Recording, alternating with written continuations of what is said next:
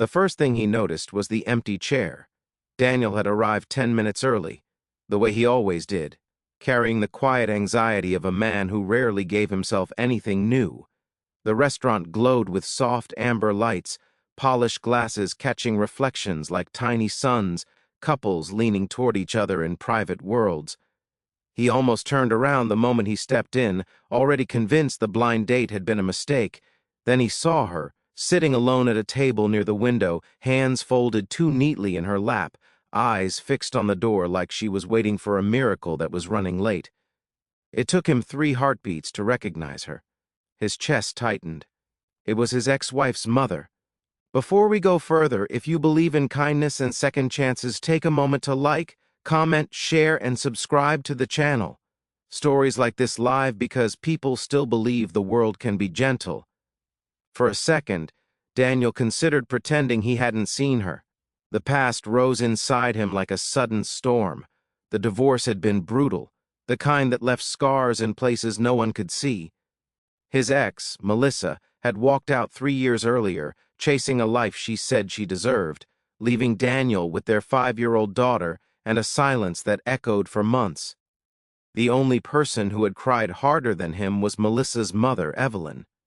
She had sat at his kitchen table after the papers were signed, holding his daughter in her lap, apologizing for a choice that was never hers. After that, she faded from their lives, pulled away by family pressure and her own shame.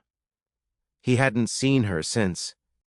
Yet there she was, dressed in a pale blue sweater that hung a little loose on her shoulders, her silver hair pinned carefully back. She looked smaller than he remembered, older. The man she was waiting for was nowhere in sight. The waiter passed her twice with polite pity, refilling a glass of water she hadn't touched. Every time the door opened, hope flickered in her eyes and died just as quickly. Daniel felt a sharp ache in his chest. He knew that look. He'd worn it himself the night Melissa never came home. He told himself to leave. His daughter was waiting with a babysitter. His own blind date could walk in any minute. He had spent years learning how to survive by narrowing his world, work, home, school runs, bedtime stories. He didn't have room for ghosts. But as he turned toward the exit, Evelyn's gaze accidentally met his. Recognition spread across her face, followed by a rush of embarrassment so raw it hurt to witness. She looked like she wanted to disappear. Something inside him refused to move. Daniel crossed the room before he could talk himself out of it. Each step felt like wading through memory. He remembered holidays where Evelyn insisted he sit at the head of the table, calling him the son she never had. He remembered her bringing soup after his daughter was born, her hands steady and warm. He remembered the night she showed up unannounced after the separation, crying into his shoulder and whispering that she never imagined her family would break like this. The pain between them was complicated, tangled with love that had nowhere to go. He sat down across from her, offering a gentle smile that felt fragile but real. Up close, he saw the shine of tears she was fighting. Her lipstick was carefully applied, as if she'd prepared for this evening with trembling hope. She explained, in a voice that tried to stay cheerful, that her date must be running late. Daniel nodded, though the untouched water and the 2-hour reservation window told another story. He didn't expose the truth. He simply stayed. Minutes stretched. The restaurant filled. Chairs scraped. Laughter rose and fell. Waiters carried plates that steamed with life. Evelyn's optimism thinned into quiet humiliation. She checked her phone again and again, her hands shaking slightly each time. Daniel felt anger simmer beneath his ribs, not at her, but at the faceless man who had invited an elderly woman to believe in something, and then abandoned her to sit in public disappointment. The cruelty of it felt personal. He made a choice that surprised even him. He ordered dinner for both of them. At first she protested, insisting she didn't want to be a burden, but hunger betrayed her. She hadn't eaten all day, saving her appetite for a date she thought might mark a new beginning. As food arrived, color returned to her cheeks. They spoke cautiously at first, skirting around the obvious. She asked about his daughter, her granddaughter, her eyes filling with longing. Daniel showed her recent photos. Evelyn touched the screen like it was sacred, whispering how tall she'd gotten. The distance of the past 3 years hung heavy between them, but something warmer slowly seeped through the cracks. Evelyn confessed that her own family had grown distant. Melissa had moved overseas with a new partner and rarely called. The relatives who once filled her house during holidays now visited, tea of obligation, not affection. Loneliness had crept into her life like a draft she couldn't seal. The blind date had been arranged by a church friend who swore the man was kind.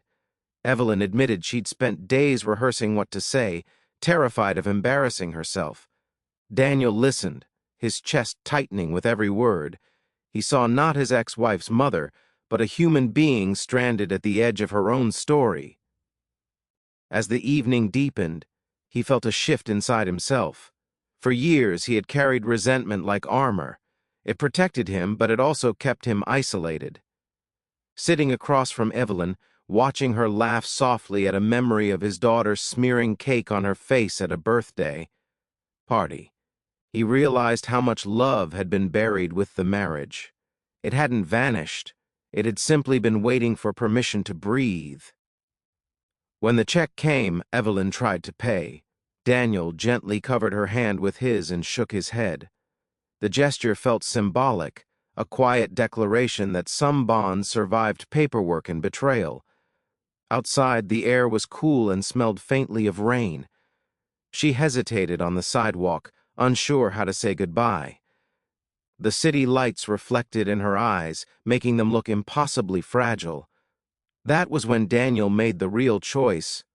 He invited her to see her granddaughter. The words left his mouth before fear could stop them.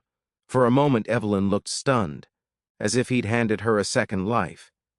Tears spilled freely now, and she apologized over and over, not just for the evening, but for everything. Daniel didn't need the apologies. He needed closure, and perhaps something kinder than closure. He needed healing. The first visit was awkward and beautiful. His daughter froze in the doorway, trying to match the woman in front of her with faded memories. Then recognition sparked, and she ran forward with a cry that shattered the years apart.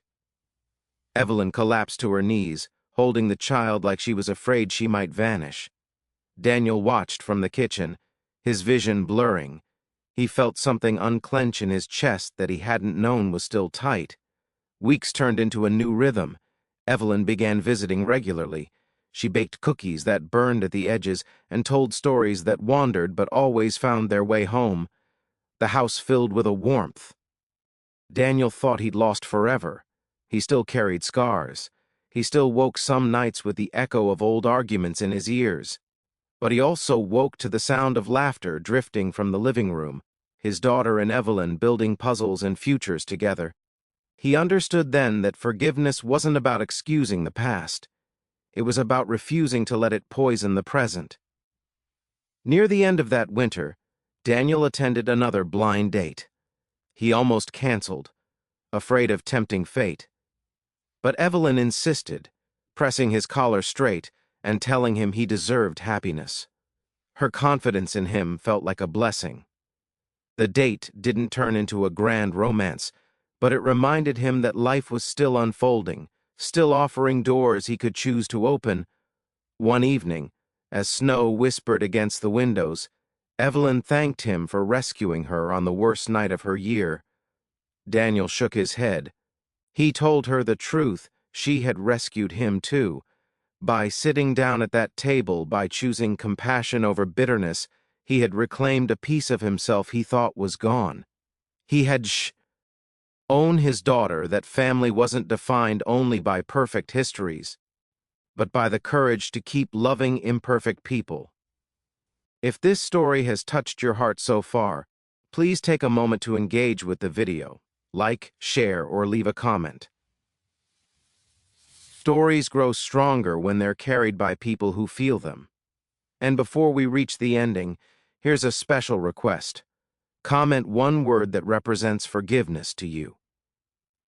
Years later, Daniel would still remember the empty chair that started it all. He would remember the way a simple decision redirected the course of several lives. His daughter grew up surrounded by the steady presence of a grandmother who adored her. Evelyn found purpose again, her loneliness softened by belonging, and Daniel discovered that kindness, offered in the quietest moments, had a way of circling back like light. The memory of that restaurant never faded. Whenever life tempted him to retreat into old fears, he pictured Evelyn sitting alone under amber lights, hope trembling in her hands, and the version of himself who chose to walk toward her instead of away. That man was braver than he'd ever believed. That choice became a compass. It guided him through grief, through uncertainty, through the messy beauty of rebuilding. In the end, the story wasn't about a blind date gone wrong. It was about the fragile, stubborn thread that connects people even after love fractures. It was about seeing someone abandoned and refusing to let the world be colder than it already is. Daniel learned that healing rarely arrives as a grand event. Sometimes it appears as an empty chair and a familiar face, waiting for you to sit down and stay, and in choosing to stay, he didn't just change her night, he changed the shape of his life.